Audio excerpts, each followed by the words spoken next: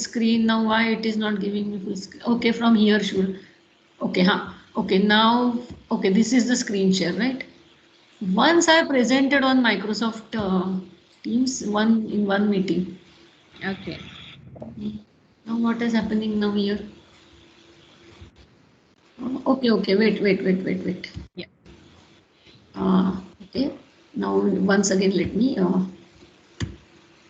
Okay, now just tell me. I will put it on. You can see the screen. Can you see the screen? Yes, ma'am. I can see the screen. Now I will put it on presentation mode. Sometimes, last week only one training program I had a lecture. So even though I put it on presentation mode, participant couldn't see it on presentation mode. Yeah. Now can you see this on presentation mode? Yes. Yeah. Okay. Yes. Today it is cooperating. That day. Yeah. On that right day, hand side, is this a chat window or some window is there? I mean, I can yeah, see it is how black. to minimize that? Okay, gone. Oh, yeah. Okay, so now let me stop. Now from where should I stop? Wait, let me end. And same thing, it will be there probably. Now that window I need now. From where should I get it? I should stop. I want to stop presenting. Okay. Yes. In that screen only.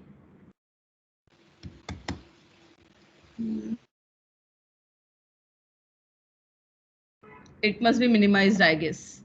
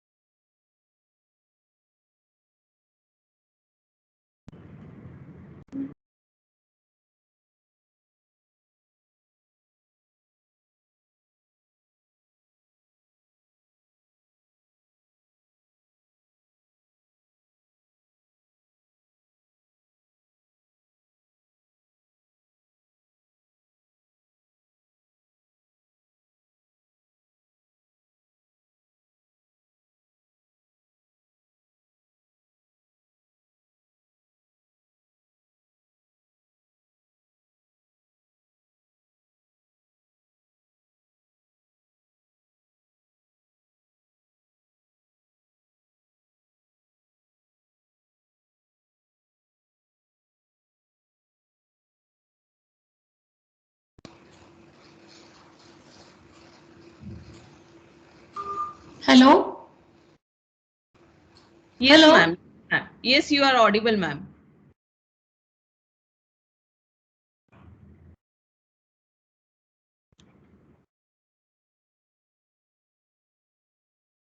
So Yeah, I we, think.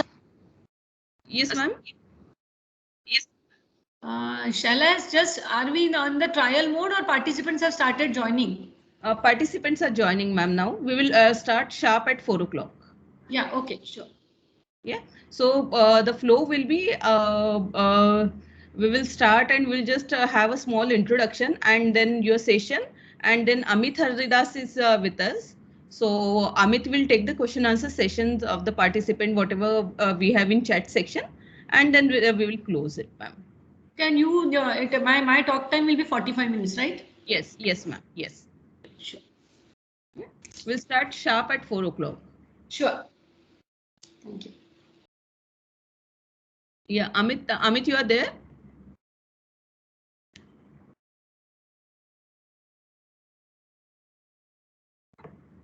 Good evening, madam. Yeah, good evening, Amit. Madhuvanti ma'am is there. So I just told her that you will be taking the question answer session. Yeah. Good evening, Madhuvanti ma'am. We are all looking evening. forward to your session. Yeah. Yeah, I Suchita, did. right now what happened is that I was not able to, stop screen sharing, and then suddenly I was out of the meeting. Something I only did, I think. So Okay. now it happens that time, then what will be the rescue point for me? Okay. Because it was, So you so don't need to just minimize those that window because that in presentation that on right hand side that that I did, that I did, but then afterwards I could not locate that window. And then okay. I was able to stop screen sharing. So can you if I say if I request you, if I cannot do it, if I request you, no, you cannot stop my screen No, sharing, right? That I only have. yes, you only have to do. What you can do is, ma'am, no need to minimize that window because since you're not able to figure out that window, let that window be there because that was anyways on the right hand side. So it was not blocking any content that way. It should not block, but no, it will block, afterwards when I will show the slides. Okay. Should I try right now once again? Yeah, yeah, please. Because now you suppose I minimize this windows, and now from where will I get that window? Yeah, if you close this presentation, ma'am, you will see that window.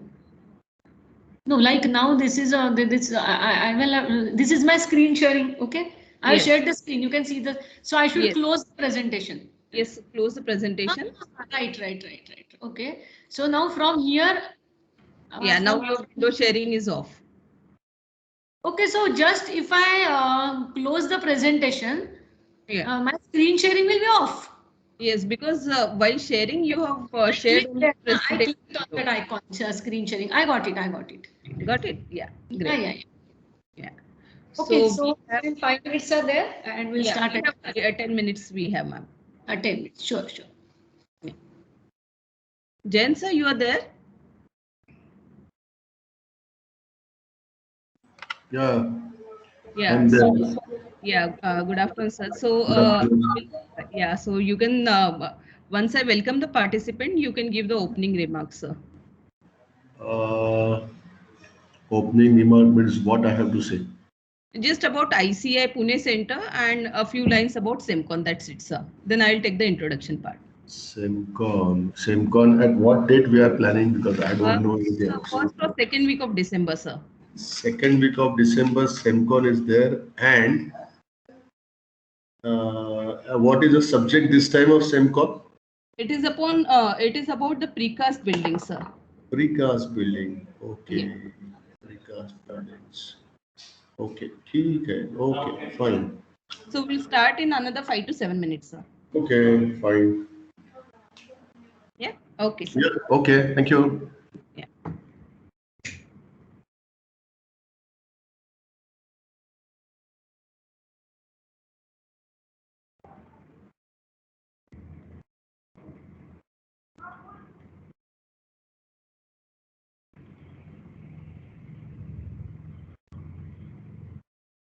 Madhuvanti ma'am, your screen sharing is not yet off, I guess. So we are able to see your screen.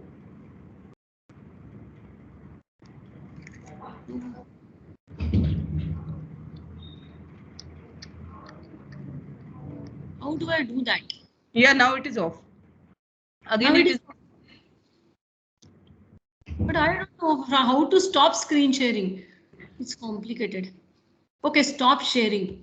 Yeah, there's a Just button. tell me. Now it is perfect. It is Okay. stopped. Yeah. Microsoft Teams, I'm not very well conversant. We take classes on WebEx, and Okay. our meetings are also on WebEx. And sometimes, because Zoom is not allowed for VNIT people, it some central government rule something. And Okay. then sometimes on Google Meet, Microsoft Teams only once I had given a lecture on some training program Okay. last. You're So conversant. Okay. some settings are different for each app. So Yeah, each right. platform. That way, Zoom is very easiest, I think. Even Thank WebEx is too complicated. People who are not well conversant with WebEx find you. difficult to work with. But we are well conversant because we are using daily WebEx only. Correct.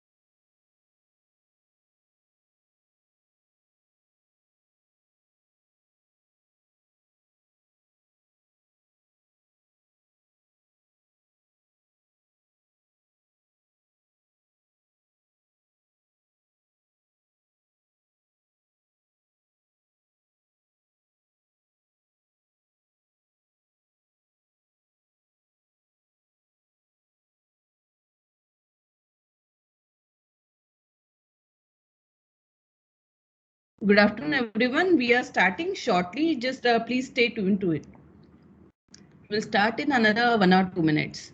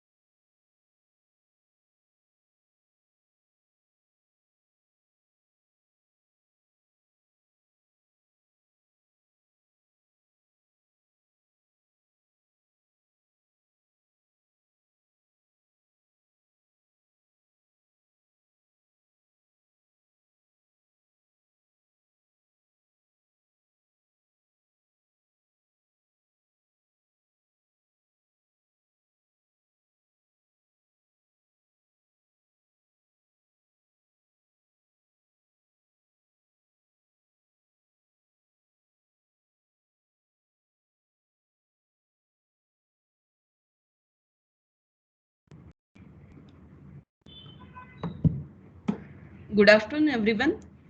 And on behalf of ICA Pune Center, I would like to welcome one and all for this webinar on biocementation. We have with us Dr. Madhuvanti Latkar from VNIT Nagpur. Before that, I would request Jayant Khode sir, who is Treasurer ICA Pune Center, for his opening remarks. Over to you, Jayant sir. Good afternoon, everybody. Myself Jayant Khode, and on behalf of ICI Pune Center, I welcome you all. ICI Pune Center is a center who is conducting SEMCON on a yearly basis, and this year is going to be conducted on second week of December. And this time the subject is of this webinar or seminar is on precast building. So I will request you all participants to please register for this webinar and get benefit and get a knowledge of precast buildings. Thank you, everybody. Thank you. Thank you, Jayant sir. I would request Madhuvanti ma'am, can you switch on your camera once?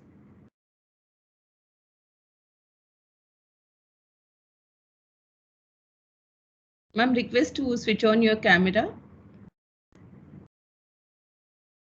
Ma'am, you're on mute. Madhuvanti ma'am.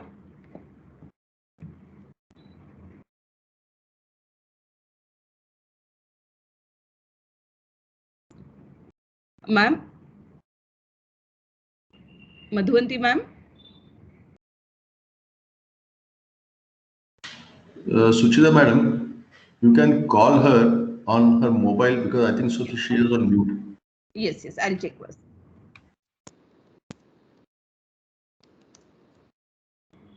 Yes, Madhuvanti ma'am. We are not able to hear you, ma'am. Okay. Can you hear me? Hear me now? Yes, now we can hear you. I'm not able to unmute myself once again. So I was just typing a message over there, but then now I succeeded in unmuting myself. So I think my video is also on now, and am I clearly audible? You're Your clearly video, audible. your video is not on. Your video No, is it's on. I can see it in my window. Video is on. yeah. You can just try once to close it and then just click again. Because it is seen in my window. Okay, once again I'll do it.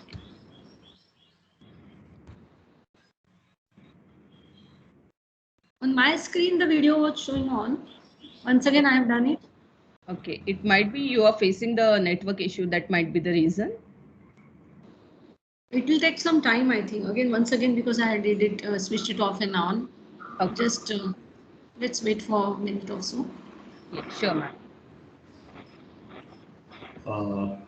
She knows how to share the Yes, sir. screen. Yes, sir. Just ask her to click that arrow Yes, in yes. between. So this No, will no, be. I know how to share the screen. That's not an issue. But now why the video is not getting on? Ma'am, it is not an issue. Your presentation is on. Everything will be sorted Now out. see, on my screen, my video is on. I can see myself on my screen. Many So times no, it happens, ma'am. Not a problem. it's okay, ma'am. To You can before start sharing your screen. Should I share image? Should I share yeah. the screen immediately? Ma'am, please wait just a moment. Let me Yeah. introduce you to the Yeah. audience. So we have with us Dr. Madhuvanti Latkar, who has done PhD in environmental biotechnology. She is currently Associate Professor in Department of Civil Engineering in Visvesvaraya National Institute of Technology, Nagpur. And she has almost 3 decades of experience in teaching as well as research. Her areas of research are mostly into environmental biotechnology. She has almost 21 journal publications as well as 12 conference publications. Ma'am has been granted 4 patents which are in the domain of biocementation. The recent one everyone must be aware of. It is about the use of watermelon seeds in cement. So we'll have more discussion on other things of biocementation. And her other areas of interest are environmental biotechnology, environmental chemistry, and environmental microbiology. So, ma'am, everyone is eager to listen to you and know more about your work and practical aspects of it. So, over to you, ma'am. You can start sharing your screen, ma'am. Okay, thank you, Sucheta. Thank you very much for the kind introduction. A very good afternoon to you all. Yes, ma'am. It's my pleasure today to talk to you all on this platform. Is the screen visible? Yes, ma'am. Is the screen visible and am I clearly audible? Yeah, Yes. yeah, absolutely correct. Everything is all right. Thank you. That's great. So I'll now proceed. See, I will be talking today on this topic, biocementation, an eco-friendly technique for structural amelioration of cementitious materials. Now, these are the topics which I will be talking about. Introduction, in which need of eco-friendly technique, why it is needed. I will discuss that. Then I will talk about biomineralization, and biocementation is a type of is nothing but biomineralization. I will explain that. Then we will just see various pathways of biocementation, amongst which urea hydrolysis is the most commonly used one, I mean researched one, especially for the amelioration of mechanical strength of cementitious materials as well as soil, etc. So why it is so, that I will discuss. Then we will see annals of progress in MICCP, that is microbially induced calcium carbonate precipitation, nothing but biocementation. Then I will just talk about soil, Mother Earth. I should salute first to the Mother Earth and soil, how it has blessed us and how it is a blessing for biocementation. And finally, I will present a case study in front of you. And after discussing conclusions of the case study, I think the house will be open for interaction, and I'll be very happy if I get good questions and if we have a very good healthy discussion. So let me proceed. I'll request one and all to please message or say something if I am not audible, or if the voice is cracking, or if you cannot see the contents of the screen, I mean my presentation. So please let me know about that. Sure, ma'am. Coming to introduction. Yeah, coming to introduction. As we know, shelter is one of the human's basic needs, and hence construction field has supreme importance in the society.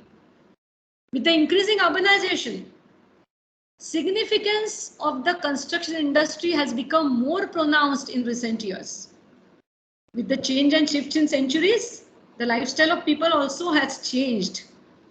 And in an attempt to acquire a better quality of life, there is increasing demand of high-tech industries, or rather high-tech, not industries, high-tech infrastructure.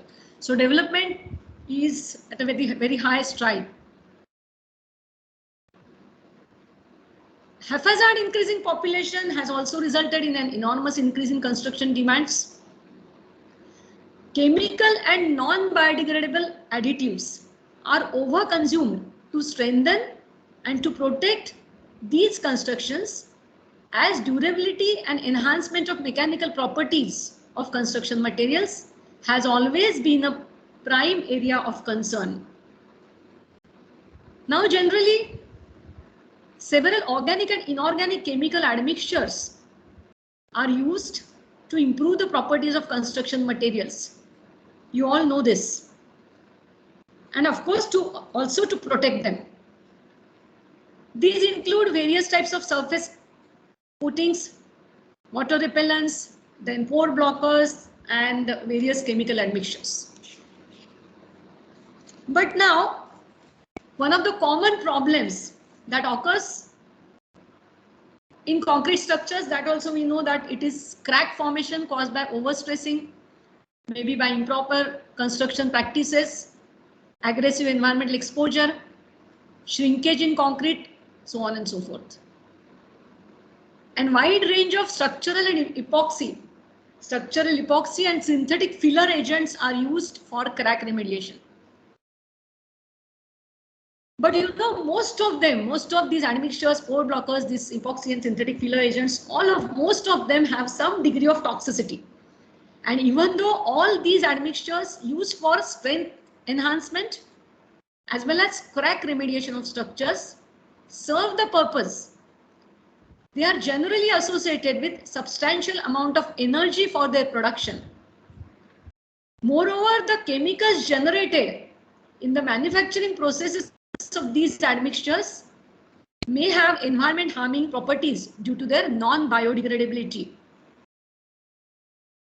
And thus, these conventional techniques used for making the structures durable and for increasing their strength have many drawbacks, such as more cost, need of constant maintenance, degradation over a period of time, and of course, environmental pollution.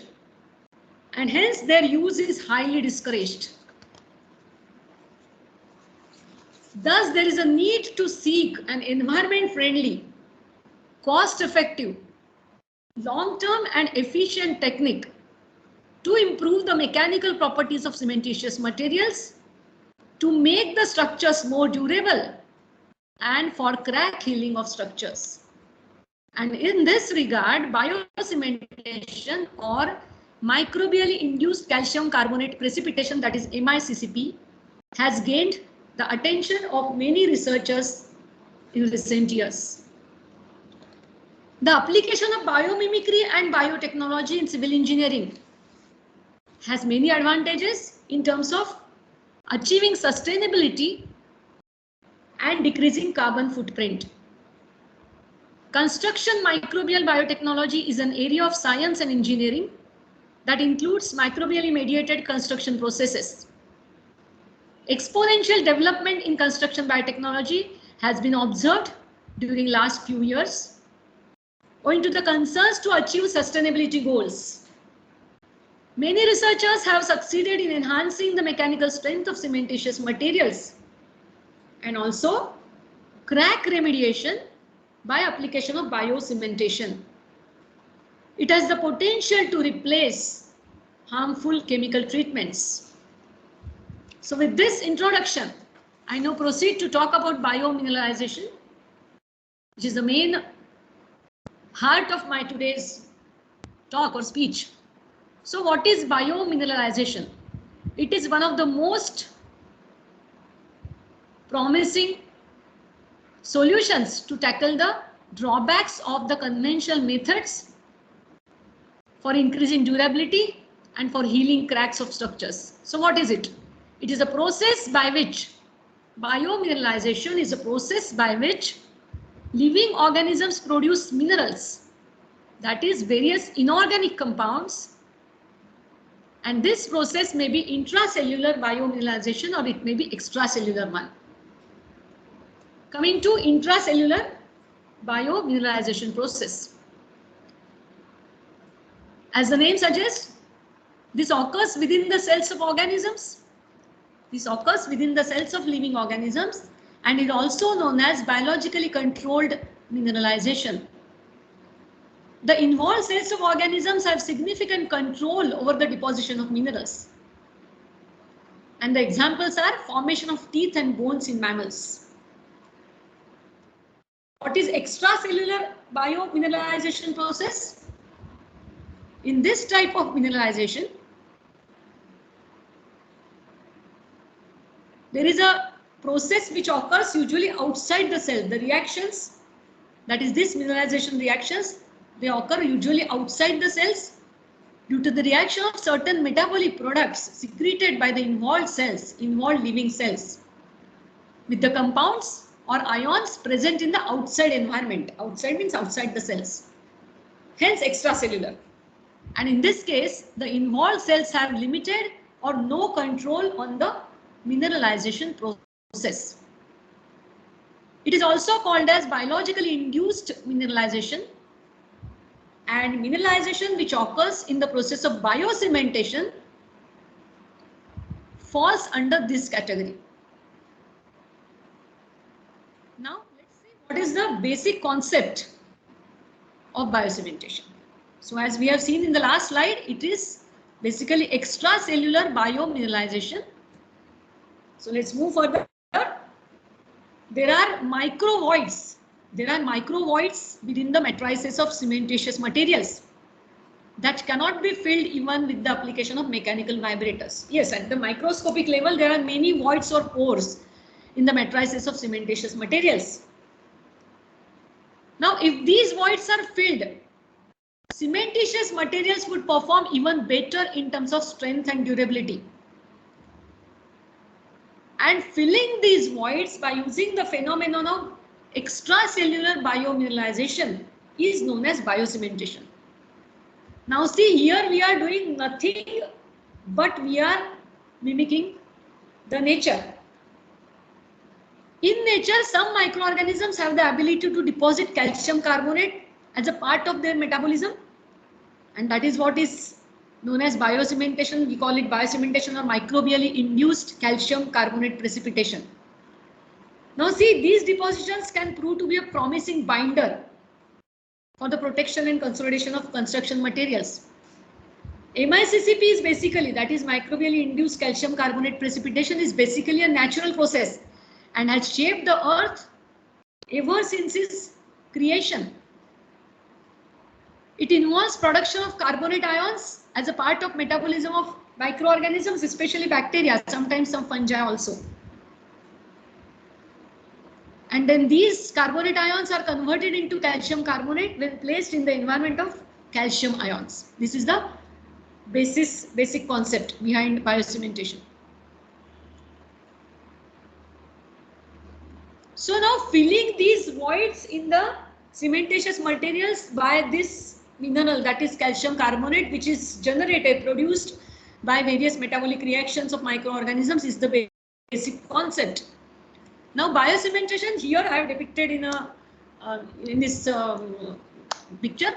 Left, if we consider the cube as any mortar or cement or concrete cube, you can see the voids in that. If it is subjected to biomineralization, that is extracellular one or biocementation, then you can see in the right figure, the figure on the right hand side of the arrow, the biologically induced minerals, that is calcium carbonate, they have been deposited and the pores have been blocked or they have been filled up. Now in this regard, generally till say very recently, only MICCP, that is microbially induced calcium carbonate precipitation, this term was used. wherein the source of enzyme is microorganisms, especially bacteria. Now enzyme, one new word I'm talking about here, because I know that I think all of you, all my audience today must be civil engineers or structural engineers, and I don't think anybody from biology side is here. So I think I should explain what is an enzyme. An enzyme is a biological catalyst. That is, it is a biological, or rather it is an organic compound which is produced by living organisms, and all the biochemical reactions, they require presence of an enzyme. So every biochemical reaction requires presence of an enzyme, and an enzyme is reaction specific or substrate specific. So it is nothing but biological catalyst. Now here in MICCP, we are using nothing but an enzyme which has been created, which has been produced by the microorganism. So the source of enzyme is microorganisms, especially bacteria when we say MICCP, whereas a new term EICCP has been recently introduced in this context. That is enzyme-induced calcium carbonate precipitation, wherein source of enzyme is plants and not bacteria. You know, because researchers have realized over a period of time when tried to apply the laboratory generated data or laboratory generated procedures on field, and they have realized that it is a bit impracticable to use bacteria on field for this technology. So researchers have searched for other biological materials for this enzyme as a source of this enzyme, and they have realized that when many plants, seeds of plants, many plants contain this enzyme urease. And so EICCP, that is enzyme-induced calcium carbonate precipitation, when plants are used as a source of urease, so it is more appropriate to call it as EICCP rather than MICCP, because here microorganisms are not involved and the process becomes a little bit more practicable. Many researchers have extracted plant urease and used it for EICCP. They have extracted it from mainly seeds of plants. In majority of cases, extracting urease from plants is a simple process. Now let me tell here about my own, I mean rather not my research, I should not say that, my team's research, in which we have used some 3-4 types of seeds, I mean seeds from 3-4 types of plants which contain urease, and we have succeeded in getting good results in terms of amelioration of mechanical strength of concrete or mortar, and also in terms of crack healing of concrete cubes in the laboratory, of course. And from that, especially watermelon seeds, we focused on most because watermelon seeds, there are some type of watermelon seeds which are, you can say, low quality, which are not used by people as a food, and they are sometimes used as fodder or generally thrown away, and then secondly, they are not very costly and easily available. A number of watermelon seeds are easily available. So we focused on watermelon seeds and we got very good results. And now the results are, I have started the process of technology transfer, and first field applicability will be tested. So after the on-field application is successful, which I am very hopeful that it should be successful, because I don't see any major reason why it should not, then I will do the proper technology transfer. Anyways, coming back to our topic of biocementation, now MICCP and EICCP are the two terms which are used, but we will today focus on MICCP because I'm going to present a case study in front of you about MICCP. Though I told you that even EICCP we have worked with, and we have worked with watermelon seeds. So coming to microbially induced calcium carbonate precipitation or biocementation. Calcium carbonate is most abundantly occurring natural compound that has excellent healing power. It has involvement in healing of fractured bones. Microbially induced calcium carbonate plays an important role. Microbially induced means the calcium carbonate which is produced by microorganisms, especially bacteria. Some researchers have also worked with fungi, but in very rare cases I have seen in literature. Mainly bacteria people have worked with. Even I have worked, me and my team have worked for the last 4 years. We are pursuing research in biocementation since I think 2015 or late 2014. And we have worked with bacteria, and I will present a case study that time. I will explain further. So it plays an important role in imparting structural stability to natural structures like ant hills and coral reefs. You know corals, what are corals? They are the aquatic organisms which are present especially in oceans, and they have a colony-like structure which are known as coral reefs. It is very tough skeletal structure in which they, inside which they live. So these coral reefs are, they are made of calcium carbonate, and of course corals only manufacture these reefs. So it's naturally also the organisms are doing this. Researchers have tried to mimic this natural process of the betterment of cementitious materials. So we are doing nothing, but we are just doing whatever nature has taught to us. If we, carefully look into nature, and if we listen to what nature is telling us, we can gain many things. That is my own experience, which I am telling you. First rule we should follow is we should not go against nature, do anything which harms nature, but we have already done that. So now we are after searching solutions. So again, for solutions also, our Mother Earth, our nature is a big-hearted, entity, and it is only going to give us the solutions for all the harm which we have made to our Mother Earth.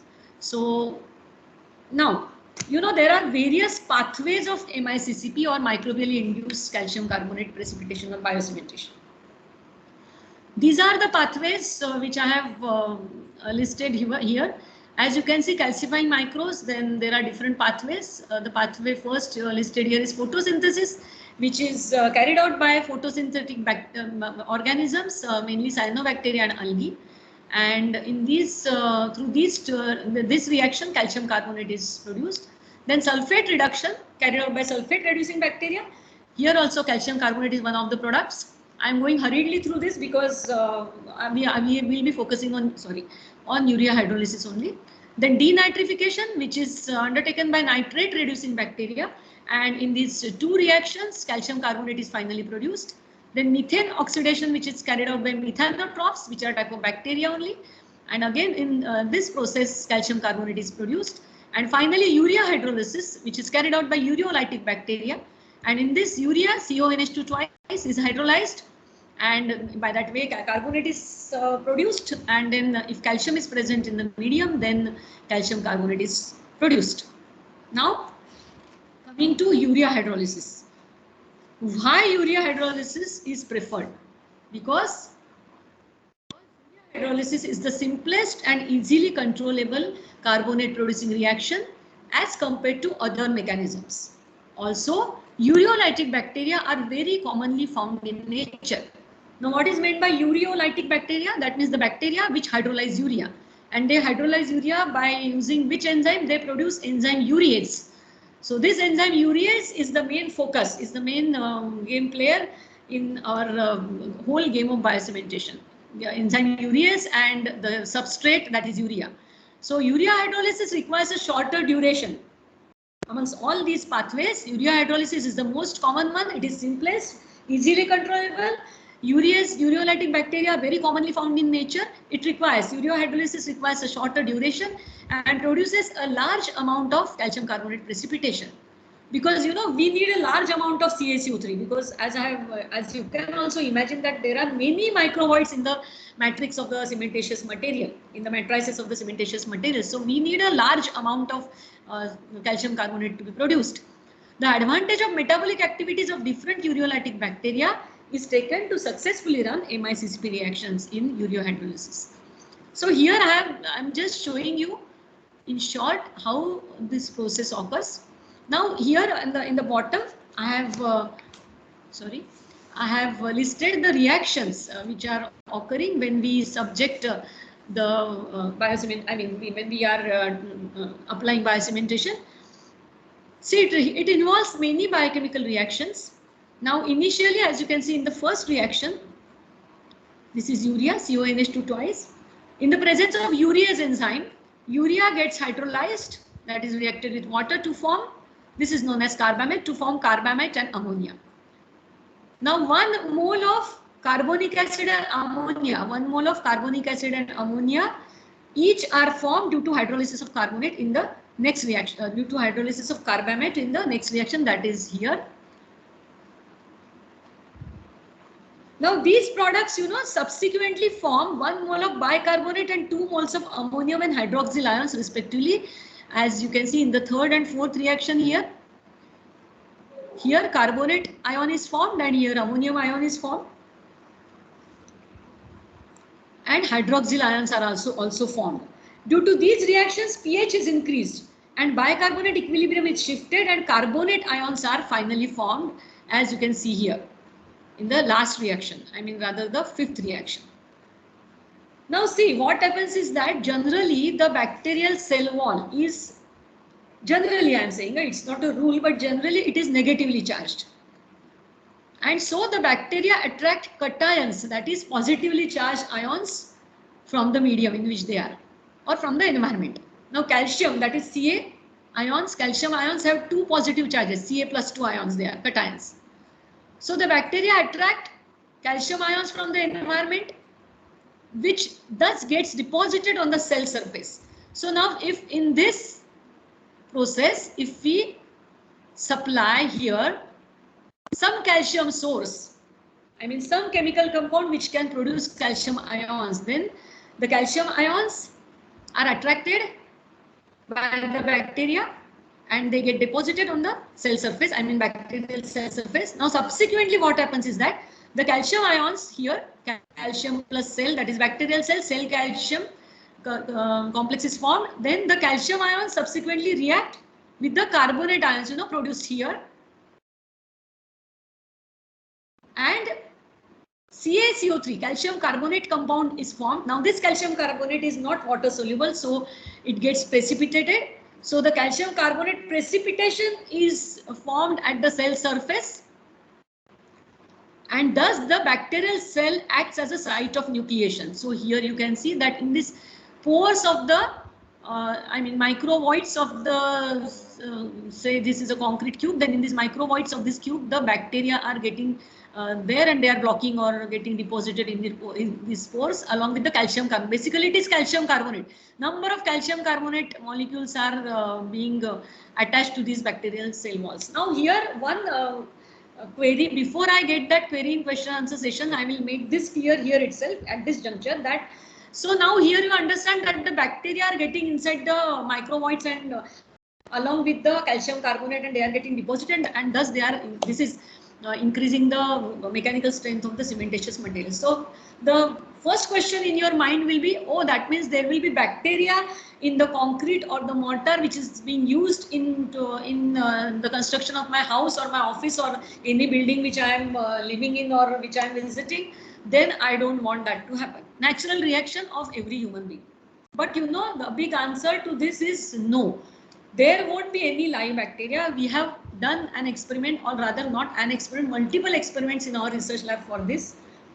And we have concluded that the bacteria are alive only for at the most 6 days, 5 or 6 days, once they are introduced in the cementitious materials. Actually, what we do is that at the time when we cast the concrete or mortar, that time only we replace water by this biocementing solution. So from the time of, 0 day of cast till say 5th day or 6th day of curing, the bacteria are alive there. After that, the bacteria are dead. This we have proved, and even our article regarding this, a paper, journal paper has been published in one SCI journal. You can visit my, you can see my Google Scholar link profile, Google Scholar profile. There you can find all my publications. In that one publication, we have presented this data as well. So this query is now over. Now the next question, somebody may ask that if the bacteria are dead, then why you are, we can claim that, because till the 28th day of curing, the entire whatever mechanical strength is gained of the concrete and mortar. And that is the truth. That is what I feel. I am not a civil engineer. If I am wrong, please correct me. But that is what because before starting my work on biocementation, I studied something about concrete mortar. And so this is what a basic thing which I gained. Sometimes it is in case of if it is OPPC, then it may be 90 days. I am talking about OPC. So the question will be, the question which I may get that then how the reactions are happening, then why till the 28th day of curing we are seeing the results and all those things. Why wait for 28th day? The answer to this is that though bacteria are dead, but the biocementing reactions are not stopped. They are happening. Why? Because that is known as the post-survival enzymatic reactions. As we have seen in the previous slide, that biocementation is extracellular biomineralization. So that means what? The enzyme urease has already been secreted by the bacteria outside their cells. So now even if the bacteria are dead, we have nothing to, or rather biocementation is not going to affect, we have nothing to do with it. And till the enzyme is active, the reactions are going to occur, and we have observed that generally the reactions occur till 28th day. We get the increase, I mean augmentation of mechanical strength and reduction in water absorption. We have even seen the results for 45 and then 90 days, and we have observed that then there is, after that, there is a very little bit difference in the increase in compressive strength and reduction in water absorption. So with this background, I'll proceed further. Sucheta madam, hello, are you here? Yes, yes, ma'am. I think I will need some more time than 45 minutes. No Though I issues, am ma'am. talking hurriedly, will it be okay? Yes, absolutely okay, ma'am. You can continue. Okay. So now let's see annals in progress in MICCP. See, in 1999 and earlier, the concept of biomineralization was known. Then in the block of 2000 to 2005, application of MICCP in medical science, especially in the areas of teeth and bone, it was prevalent. Then in 2005 to 2010, application of MICCP for soil improvement was researched. Then in the 2 years 2010 to 2012, application of MICCP for improvement of cement-based materials was studied vigorously. And then since 2012 to present time, there is a hunt for better ingredients. Now, this is what is the loophole, or you can say the not loophole, the bottleneck of this process. Hunt of better ingredient means what? Now that I will explain further. That is what is nutrients for ureolytic bacteria. Now see, as we all need food for survival, for growth, bacteria are also living organisms. They too need food and they too need nutrients. So vitamins, proteins are the two major nutrients required by bacteria, and for ureolytic bacteria, carbon is also needed to be provided externally. So vitamins, proteins and carbon are some of the important nutrients and minerals required for the growth of ureolytic bacteria. Conventionally, these bacterial strains are grown and maintained in laboratories by using standard nutrient media, which contain all the required nutrients, such as nutrient broth is the standard nutrient medium, which is a liquid medium, and nutrient agar, which is a solid medium. And as a carbon source, conventionally D-glucose is used.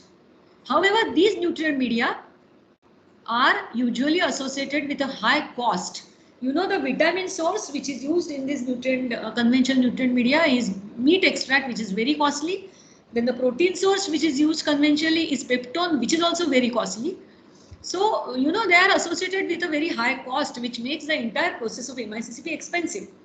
Many researchers have been making efforts to make the process of MICCP cost effective and sustainable. Waste products of various industries such as lactose mother liquor from dairy industry and corn steep liquor from food industry have been used by some researchers as nutrient source for the ureolytic bacteria. Replacement of the conventional nutrients by natural ingredients can be a good alternative to make the process cost effective. Now, this particular work has been done very successfully by my research team. So what we have done, we haven't worked on waste products because actually I tried to work with dairy wastewater, but I could not get the quality of dairy. Quality means the dairy wastewater which I was expecting, and there were some problems. So I just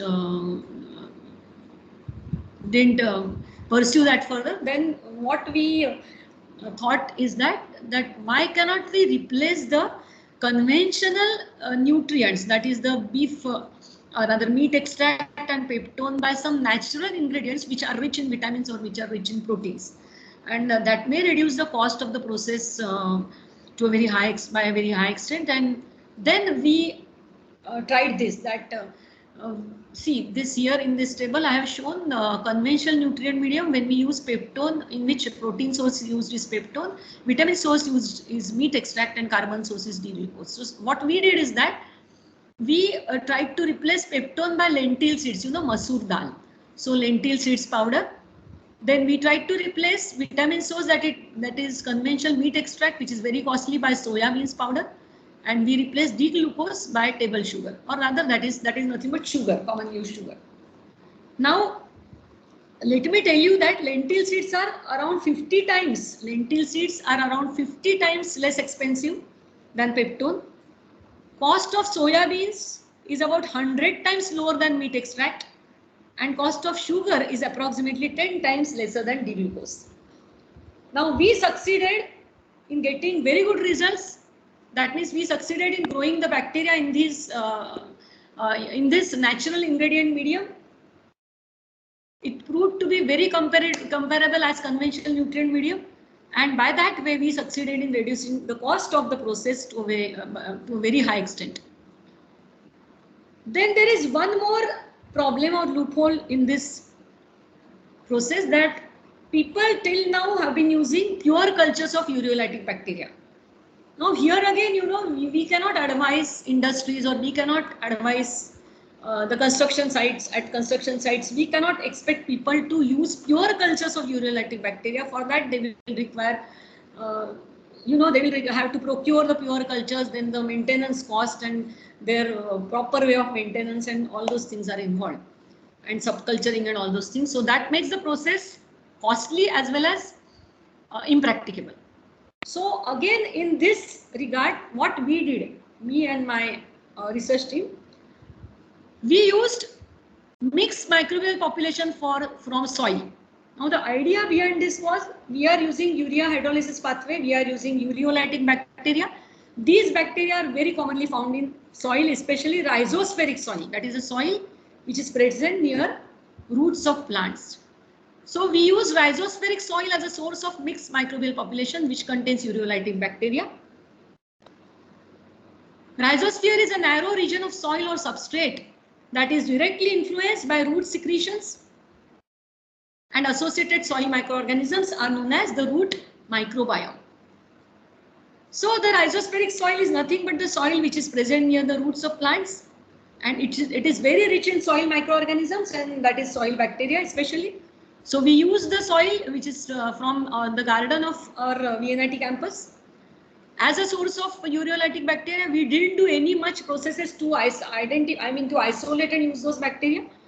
We just use the soil as such, and of course we decanted after the various processes. We didn't use the soil when we use that biocementing solution to cast the cement, concrete or mortar. Please don't get please don't be under that impression that soil is getting introduced in the concrete cubes, or no. We decanted we took the supernatant, we just took the bacteria which were there in the, vigorously shaking the soil and keeping it standing for say 1 hour. Then we took the supernatant in which the bacteria were there. So now, and the pure cultures which are used by people are Sporosarcina pasturis. It is one of the most researched organisms. Then people have used Bacillus subtilis, Bacillus cereus, Bacillus aureus, then even Bacillus megaterium are some of the organisms which are used by various researchers. But we, in our research, we have used rhizospheric soil as a source of mixed microbial population. So by clubbing this, using this mixed microbial population and using these natural ingredient medium, we have succeeded in reducing the cost of MICCP to a very great extent. And once again, I tell that you can refer to my publications, and most of our work has been published by now. Now, why I am saying soil as a blessing for biocementation? As I told you that we have used rhizospheric soil as a source of bacteria. Ureolytic bacteria, mixed microbial culture we have used from that. So now see, our thought process was that yes, okay, we have succeeded in using natural ingredients and reducing the cost. But if we are extracting the microorganism bacteria, not extracting, we are not actually doing any extraction. If we are procuring the mixed microbial culture in which the ureolytic bacteria are there from the soil, That means the soil also contains all the nutrients which are necessary for this bacteria. Of course, soil is an excellent source of nutrients, especially rhizospheric soil. Because of the roots, deep-rooted roots in the soil, there are a number of microbial reactions occurring there. All the ecological ecosystems are functioning, the biogeochemical cycles are functioning. So obviously soil is an excellent source of nutrients. And in fact, the bacteria will be very happy if we provide the nutrient source or the soil nutrients to them. They will be very happy to get their home food. So growth of vegetation and the presence of ample amounts of microbes in rhizospheric soil are proof of its nutrient richness. So with this thought in our mind, then we proceeded for our further research. When once we had success in using mixed microbial population from soil, once we had success in using all natural ingredient medium, then we proceeded to pursue our research in using the soil extract as such as a nutrient source for the bacteria. So this case study I am going to present in front of you today. Soil extract, most novel replacement for conventional growth media. Studies on effectiveness of soil, studies on effectiveness of soil extract as a sole nutrient source. Sole means only nutrient source for bacterial growth. Coming to materials and methods, we of course use ordinary OPC 53 grade. We use locally available tap water. No distilled water, nothing was used in any of our processes because there is no point in using distilled water and saying that now this is a biosedimentation process and we are advising, or rather suggesting, not advising, suggesting the industry to use it. No, that is not again practicable. So we use tap water, locally available natural river sand was used, and rhizospheric soil or garden soil was used. Now coming to preparation of soil extract nutrient source, how we did it. Approximately 1 kg of soil was taken per liter of water, of course tap water. Vigorous, and soil means rhizospheric soil, needless to say. Vigorous mechanical stirring was performed for about 20 minutes. This mechanical stirring we did on jar test apparatus at a medium speed. We can do it even manually. Then it was kept standstill for 2 hours to ensure enough leaching of nutrients from the soil in the water. Then the supernatant was separated from the soil by using fine strainer. This strained solution was then autoclaved at 15 psi pressure for 15 to 20 minutes to make it free from any microbial mass. Now why we did this? See, since we wanted to check and wanted to have 100% confirmation whether we can use soil extract as a sole nutrient source for the bacteria, we didn't want any mixed microbial population interfering in this piece of research. So after separating this supernatant in which leaching of the nutrients from the soil has occurred, we needed to autoclave it. What is autoclaving? Autoclaving is nothing but sterilization. That means destruction of all sorts of living organisms. So this sterilization is routinely done in microbiology labs or by microbiologists or by doctors in the hospitals when they sterilize their various instruments and even the syringes and etc. So it works on the concept of steam under pressure.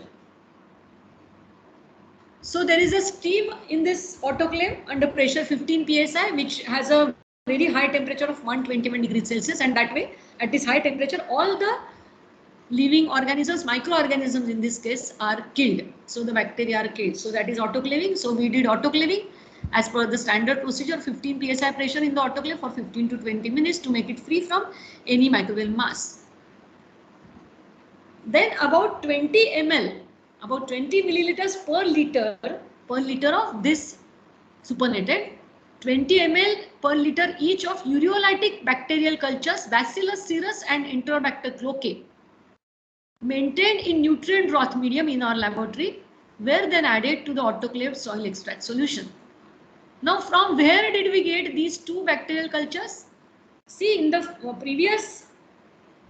our previous research work, when we succeeded in getting good results with the soil mixed microbial culture, we tried to isolate the ureolytic bacteria from these microbial cultures, and then we tried to identify these ureolytic bacteria, and we succeeded in identifying 2 ureolytic bacteria from these microbial mixed microbial cultures, Bacillus cereus and Enterobacter. Okay, these are isolated and identified in my own lab, my research team. So we are maintaining these cultures in my lab. So we have added these two 20 ml. These are maintained in nutrient broth medium, liquid medium. So 20 ml per liter each. That is, we made a mixture. 40 ml was added in the supernatant. Now our aim was to grow these two bacteria with in this supernatant, which is having nutrients which are leached out from the soil. Now, so what we did is that this solution was then incubated. This solution means the supernatant along with these bacteria, two cultures of bacteria, was then incubated for 24 to 48 hours at 37 degrees Celsius. Now you know this is why this is done. This incubation is done to provide optimum temperature for the bacteria, and the optimum temperature for ureolytic bacteria is 37 degrees Celsius. That is also we have proved, or we have I should use the word proved only in our laboratory by doing number of trial and error experiments. So by providing, it is a standard procedure in microbiology labs to keep the cultures in incubator at the optimum temperature so that we get optimum growth in a short period of 24 to 48 hours. Now next step was to, after removing these, solution which are taken, which was taken basically in a conical flask to keep in the incubator. These are the two cultures which we had added. Then after incubating, what we did is that we checked the optical density of this bacterial suspension or solution in spectrophotometer at 600 nm. You know, optical density of any bacterial suspension in spectrophotometer at 600 nm tells us about the growth of bacteria, and if it is above 0.6, then it indicates that the bacteria have grown well.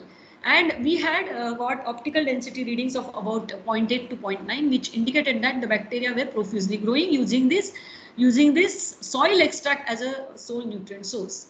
Now urea as a substrate and gypsum as a calcium source.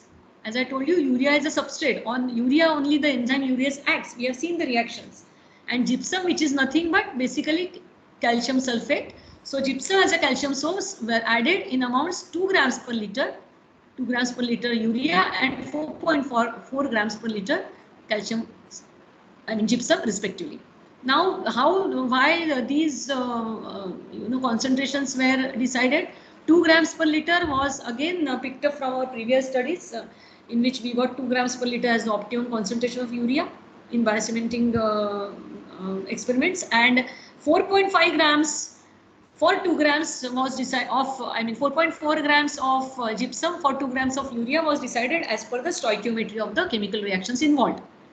Now the resultant solution. Now what the solution contains? It contains these two bacteria having the nutrients as the soil extract, from the soil extract, and it is having now urea as a substrate, and it is also having calcium source, that is gypsum. So now this resultant solution or suspension was then used for preparation of mortar specimens. So as you can see, we have not used soil. We have decanted, we have taken the supernatant.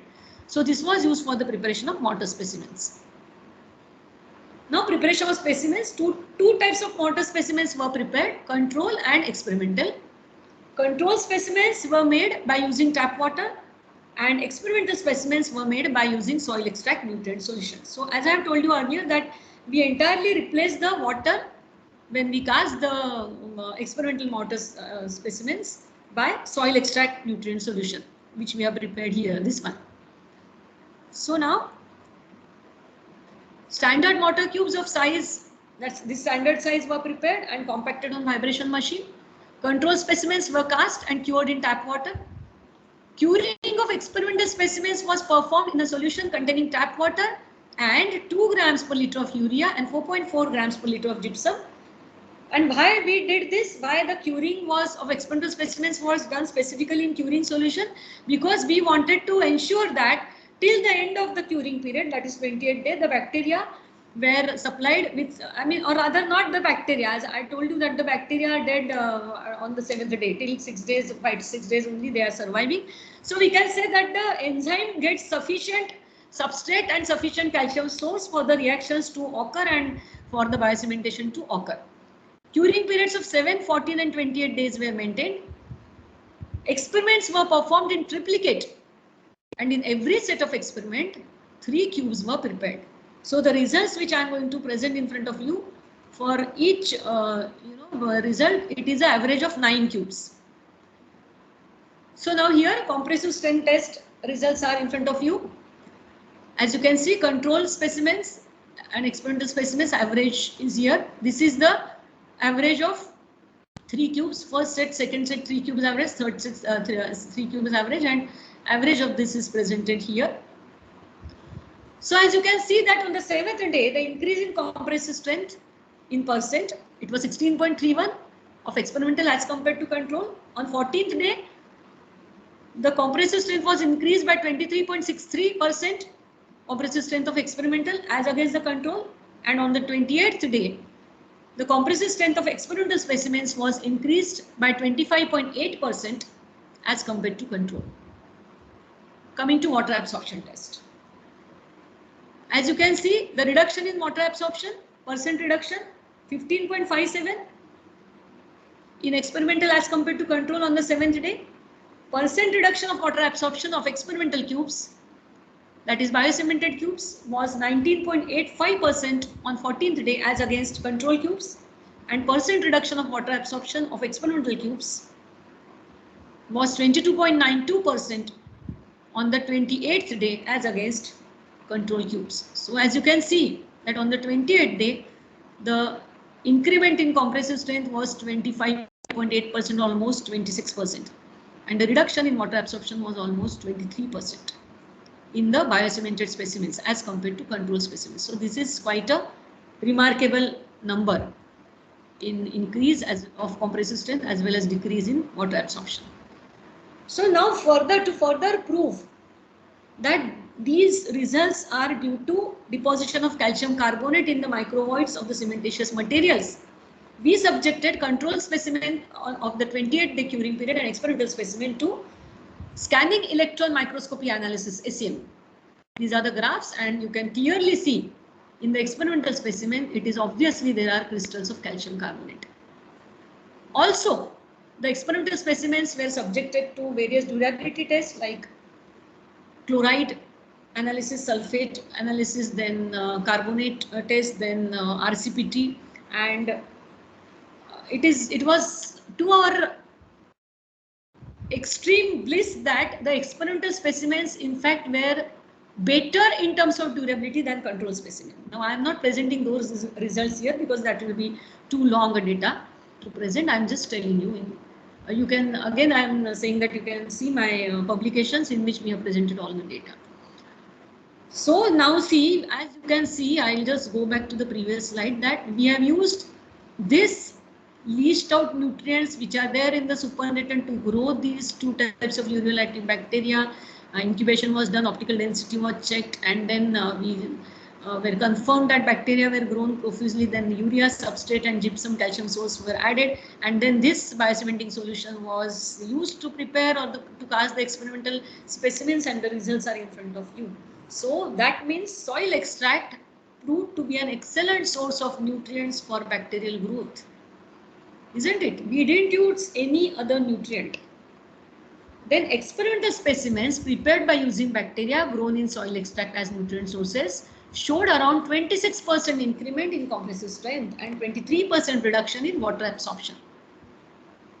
Use of soil extract as a source of nutrients for the growth of bacteria has a potential to impart cost effectiveness to the process of biocementation. Needless to say, it is so obvious because we don't have to buy anything here as a nutrient. And one more thing I would like to add here, that the soil which is remaining, we have extracted, we have strained the supernatant, as I have told you. So the soil which remains, we can again deposit back on the land from where we have taken it out. And that soil, in a due course of time, it will regain its nutrients, because that is nothing, that is a rhizospheric soil. So many biochemical, biogeochemical cycles reactions are occurring there through the various biogeochemical cycles. The plants are also, plant roots are also there, live plants are there. So the soil will regain its nutrients within a due course of time, So that means what? We are not even in this process exploiting any natural resource. That is, we are not exploiting soil, which is a very important natural resource, land or soil. So that means we can conclude that MICCP seems to be a promising technique for strengthening and even repairing the construction materials. Now let me tell you that for even crack healing we have tried. In the laboratory again, we have created artificial cracks with the help of a plate or in the concrete cubes in the curing stage itself, and or we have drilled after curing of the concrete cubes, we have drilled a hole in the concrete cubes, drill of, I mean the hole of known dimensions, and we have used this biocementing solution of the bacteria mixed microbial population as well as of watermelon seeds powder, and we got very good results of crack healing as well. But on-field validation is yet to be done. It is awaited, and the process I have now initiated. To make the process of MICCP completely efficient and cost effective, more vigorous research is needed to find replacements for expensive nutrients. Many researchers have already made use of various waste materials or natural ingredients as a nutrient source for the bacteria carrying out MICCP. In the present work, we have succeeded in using soil extract as a sole nutrient source for the bacteria, which drastically reduces cost of the biocementation process. More intense interdisciplinary collaborative work of civil engineers and biotechnologists in this direction would help to make MICCP technique more robust to assist in sustainable development. So with this concluding remarks, I conclude my today's talk. Thank you for your kind attention. Thank you. Thank you, madam. It was a very, very interesting presentation. And we would also request, we have received a fair amount of questions. And I would ask them one by one. Yeah. Now let me check first. I mean switched on the video. So still my video is not on for you people. Possibly it could be due to bandwidth, madam. So we will leave it at that. In due course of time it will happen. Let us not focus. For me on my screen, my computer screen, I can see myself, but I don't know why. Anyway, that is not an important issue. Let us start the discussion, or rather the interactions. To our audience as well, thank you for joining the session, and thanks for the questions which you have presented in chat box. For anyone who wants to ask Madhuvanti madam directly, Dr. Madhuvanti directly, he or she can actually raise their hands and we will unmute them so that they can phrase their questions in the right manner and ask to the speaker directly. So in the meantime, I'll just start with a few questions which we have already received. Is how much time period is taken by microorganisms and enzymes to react or start the reaction? How long durable and basically how much time they do survive also in the solutions, whatever we means once we actually have the bacteria with us or the enzymes, how long they can be stored and how much additional time do they take for the reaction to happen, and how durable or how consistent would be their reaction. So that is a sort of question which we have received, madam. And then okay, I got it. Let me tell you. See, the first question which I think is how can we maintain the bacteria in in our laboratory, or how can, so now see, my suggestion would be, you need, if you are working with the bacteria and you are a civil engineer, you need one microbiologist, or maybe I am a biochemist basically, but I have got some knowledge of microbiology, but you need a microbiologist basically. And maintaining the bacteria in the laboratory is not a very difficult task. Once you procure the culture, then you have to just prepare a culture nutrient medium, which is generally, if you procure the culture from that, so wherever from you procure the culture from that institute, that organization, they will only suggest you the nutrient medium, or you can find it on, in the previous literatures. Then once you procure the culture, you have to subculture it. Subculturing is a process in which we transfer the bacteria to new or rather fresh nutrient medium, because the bacteria are living in that nutrient medium, they are depleting the nutrients, they are eating, and as well as they are, bacteria also excrete, no? They are living organisms, so their excretory products are also there through their cell membrane. So after a period of time, generally 15 days, what happens is that there is depletion of nutrients, and there is accumulation of excretory products of bacteria. So due to that, toxicity is also created. So for that purpose, subculturing is done. So every microbiologist or in any microbiology laboratory, every 15 days or depending on the type of bacteria, generally every 15 days or maybe 3 weeks, we have to subculture. That is, go on transferring those bacteria into new nutrient medium prepared. Then you have to incubate it for the stipulated period of time as per the bacteria type of bacteria. Generally, it is 24 to 48 hours. And after that, once you get a good growth of bacteria, you have to store the test tubes or Petri plates, whatever it is there. If the solid medium, then Petri plate. If the nutrient broth, then test tube in the refrigerator. Refrigerator means normal refrigerator, not freezer. And then, as I told you, you can use it anytime. Then the second, what was the second question? That how much time will it take for? No, I didn't understand the second question. Can the person who has, yeah, please tell me. The second question basically was that how long do they survive and how much time does it take for them to react? Or yeah, I told you that they will survive till till eternity, as long as you go on subculturing them, they will not die. Okay. And you can use them immediately. You have subcultured them, you have kept them in fridge. So whenever you need them, you just take out those test tubes, whatever stipulated amount you need for your procedure, you can use them. There is no need of any prior treatment to those bacteria. They are growing there. They are maintaining their whatever state of growth is there in the fridge, in the refrigerator. Anything else which I have skipped, I think, from this question, because it was a clubbed 2-3 questions together. Okay, I'll just unmute one of our participants and allow him to ask the question. So, sure, it is better. Mr. Prabhat, I have just unmuted.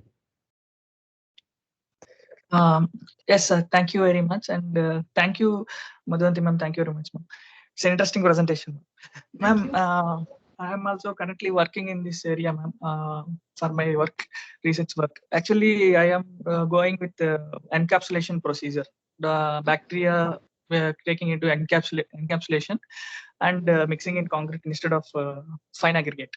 And then activating them afterwards, right? Something like that. Yes, ma'am. Yes, ma'am. Once crack is being generated, I think the theoretical understanding is that it gets activated because of moisture and oxygen and precipitates the cancer.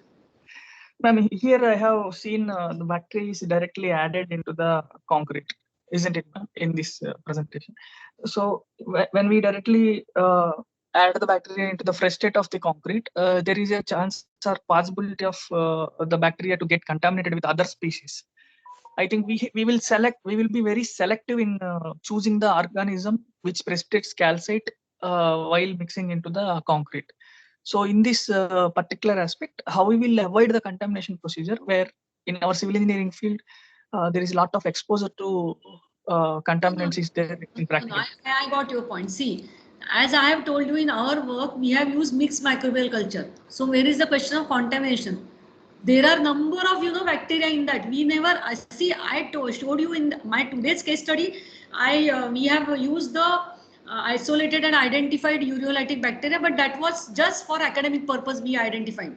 And in today's case study, like for using soil extract as nutrient source, we didn't use the soil mixed microbial culture because we wanted to get a clear-cut confirmation whether this bacteria can be grown on soil extract, and there should be no intermingling of the soil as a source of bacteria as well as source of nutrients. But we have always been using mixed microbial culture, and we have never used pure cultures of bacteria.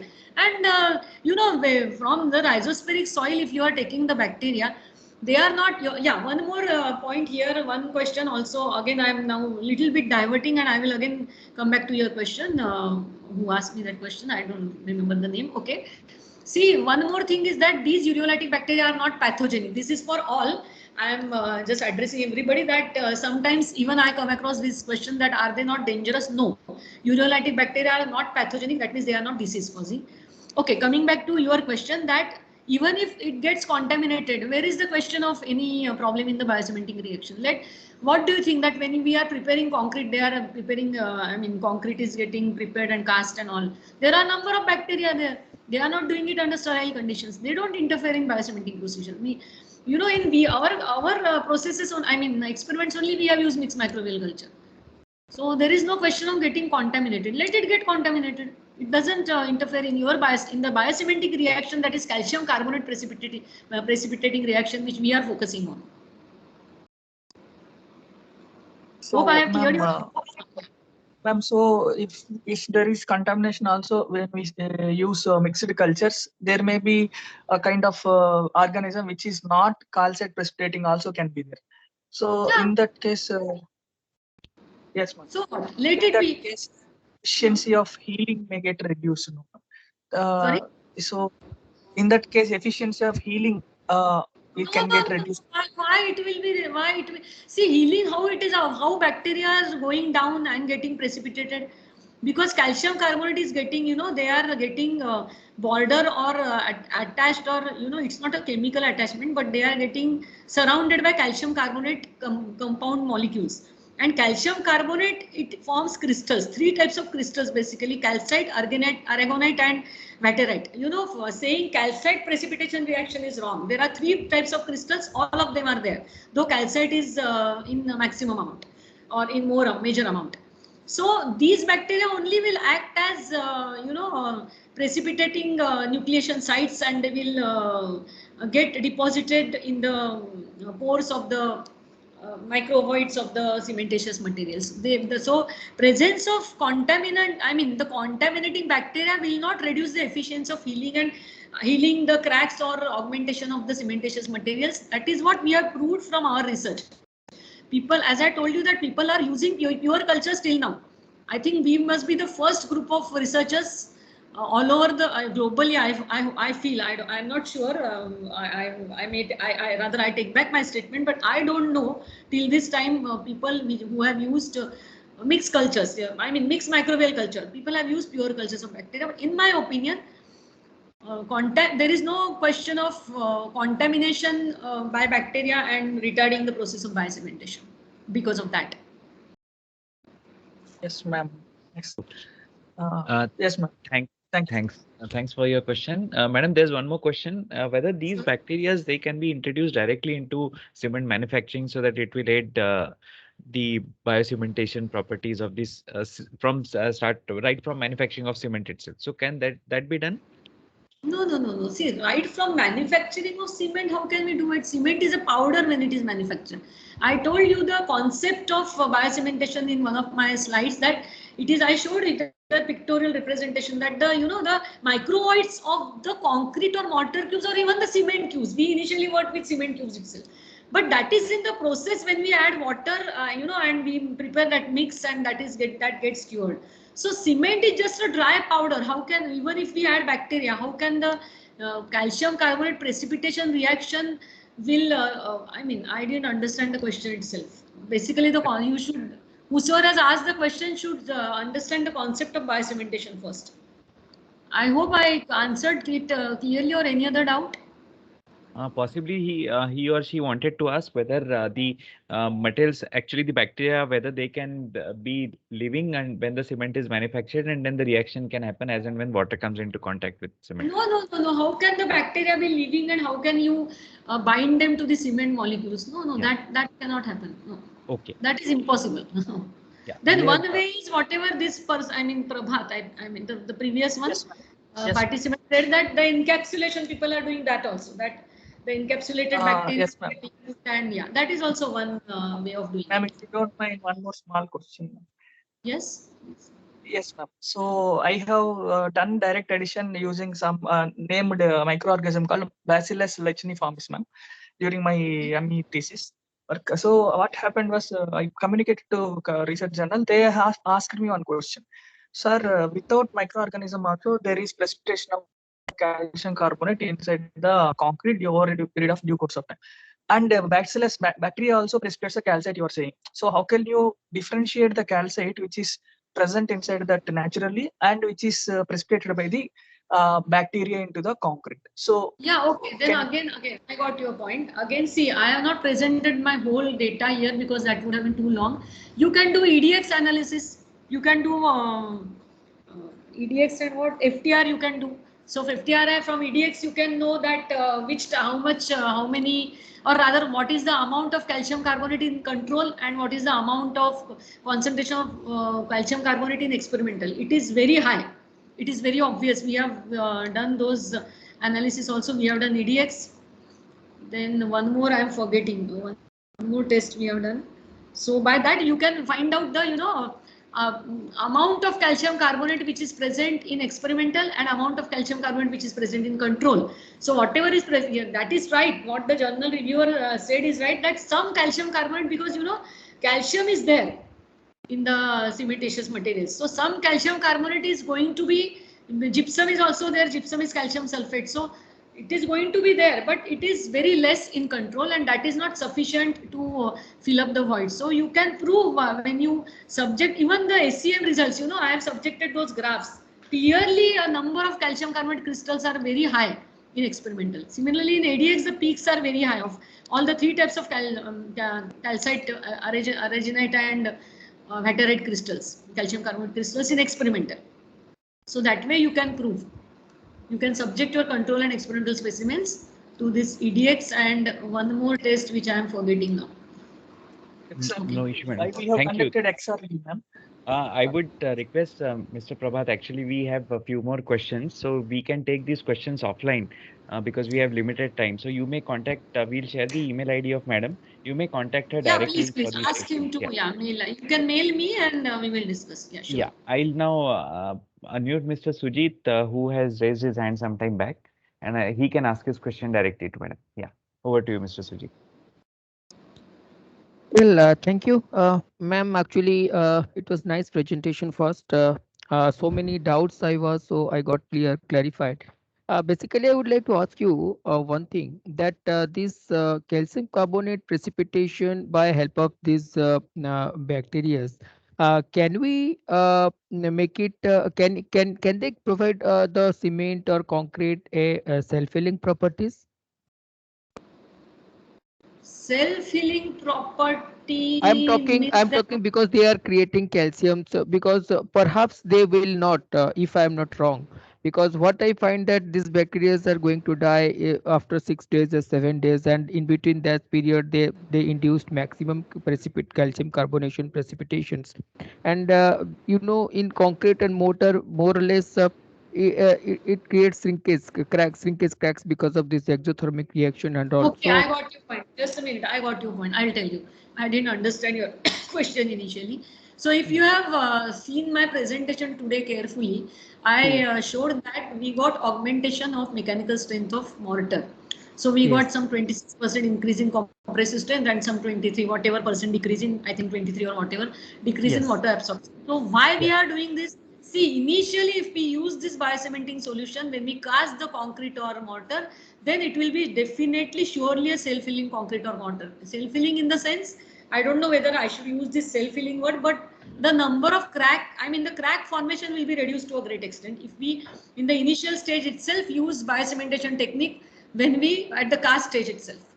Ma'am, always that is not possible. See, ma'am, the parameter of what you have showed, that is the increasing of the strain, that is all because of this calcium carbonate precipitation and increasing the density of the concrete. That is the obvious thing.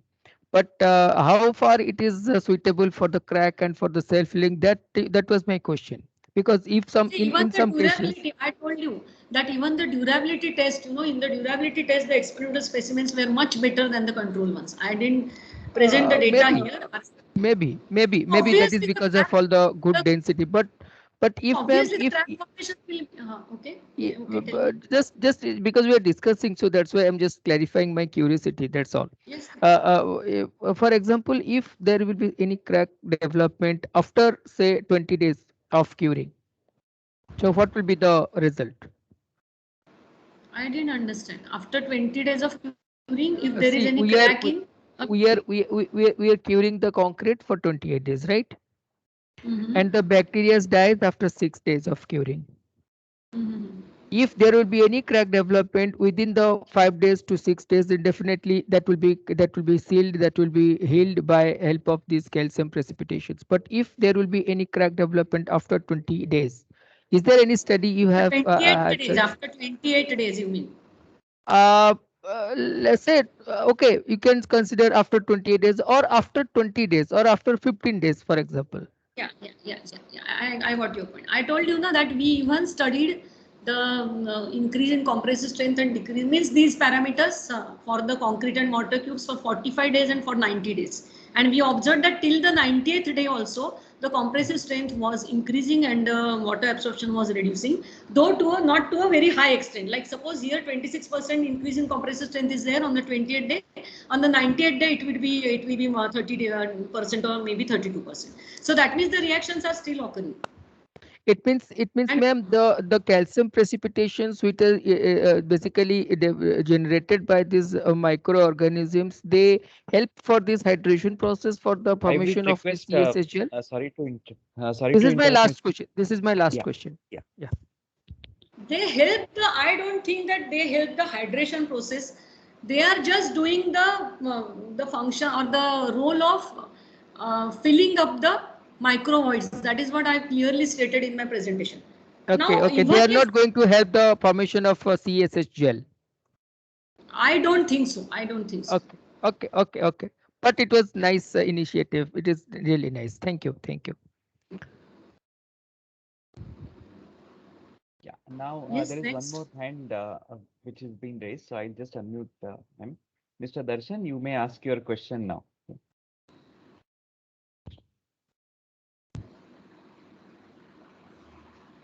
Yeah, Mr. Darshan, are you there?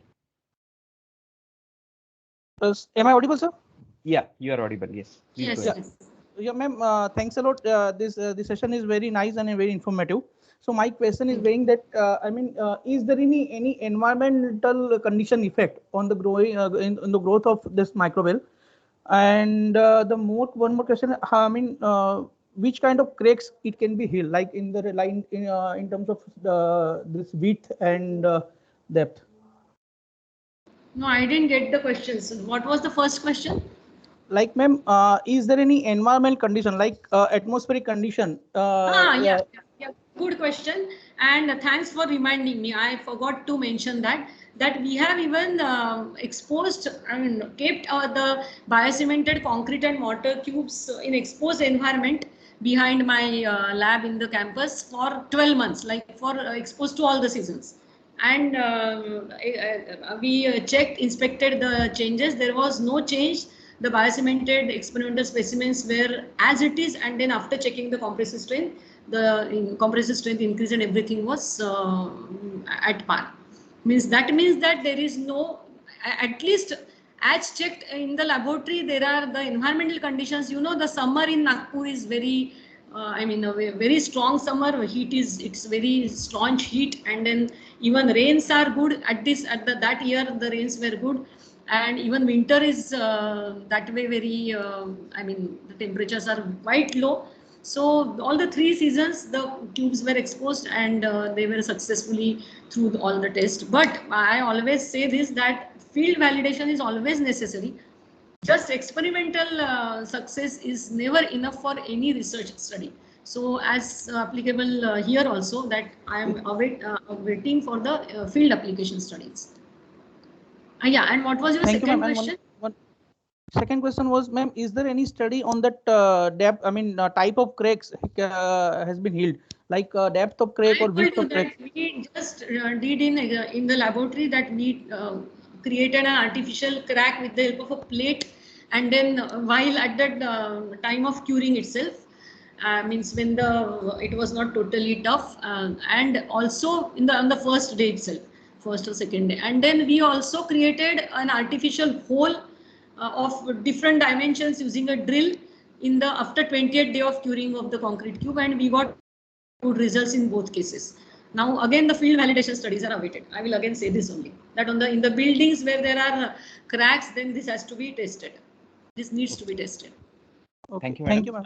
Just take 2 last questions because we are just running out of time. There is one particular question asked by Mr. Shubham. He is asking whether whether we are adding this cultured bacteria as along with the water solution as the total water in concrete, or we are adding it to the normal or the mixing water to concrete. So how it is added? So it is added as at the time when we cast the specimens, we are completely replacing water by this biocementing solution.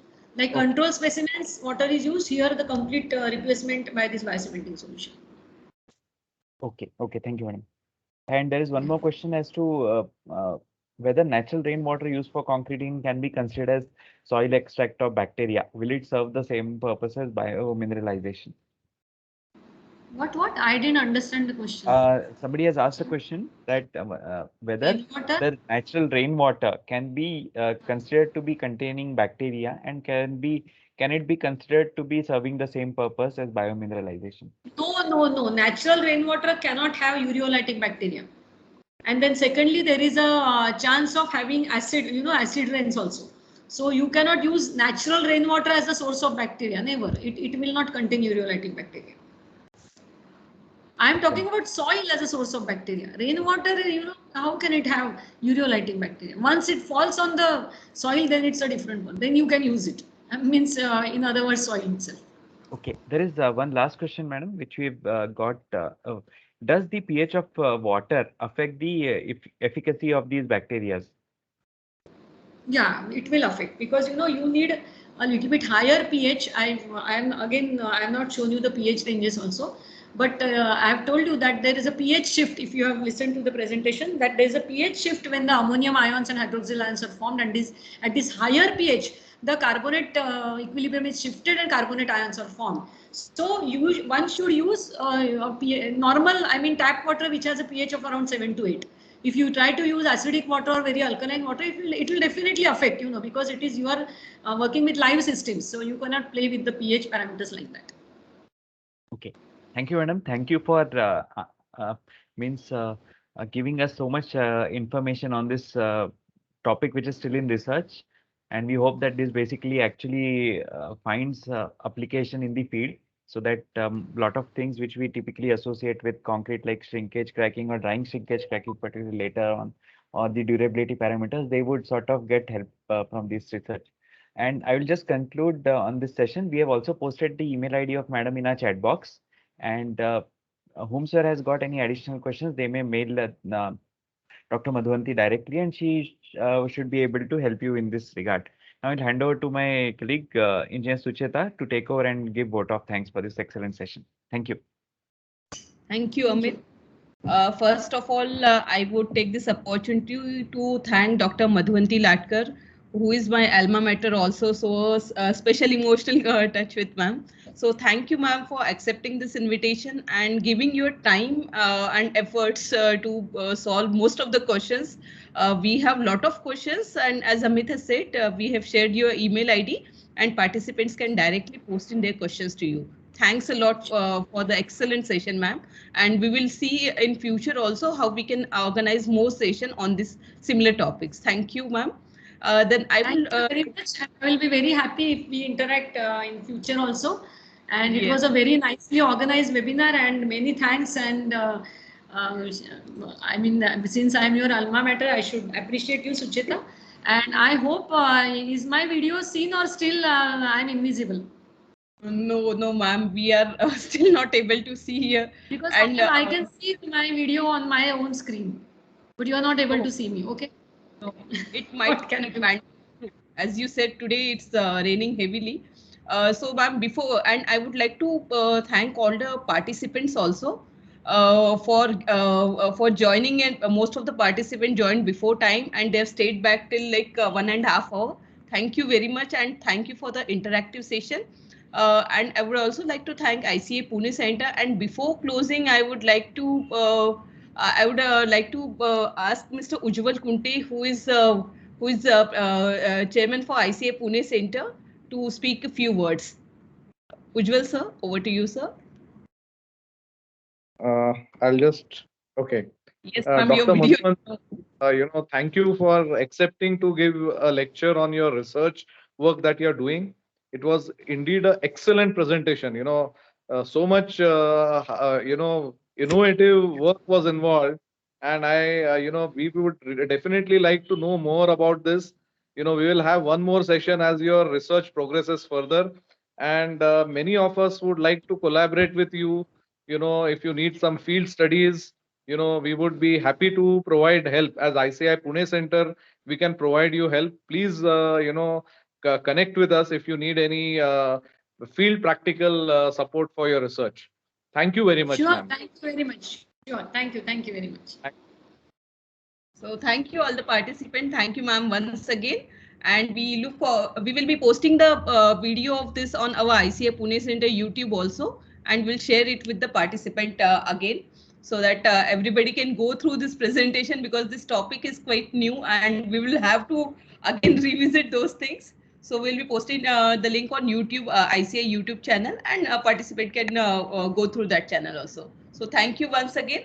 So we are closing the session now. Thank you. Thanks a lot, sir. Thank you. Thank you, ma'am.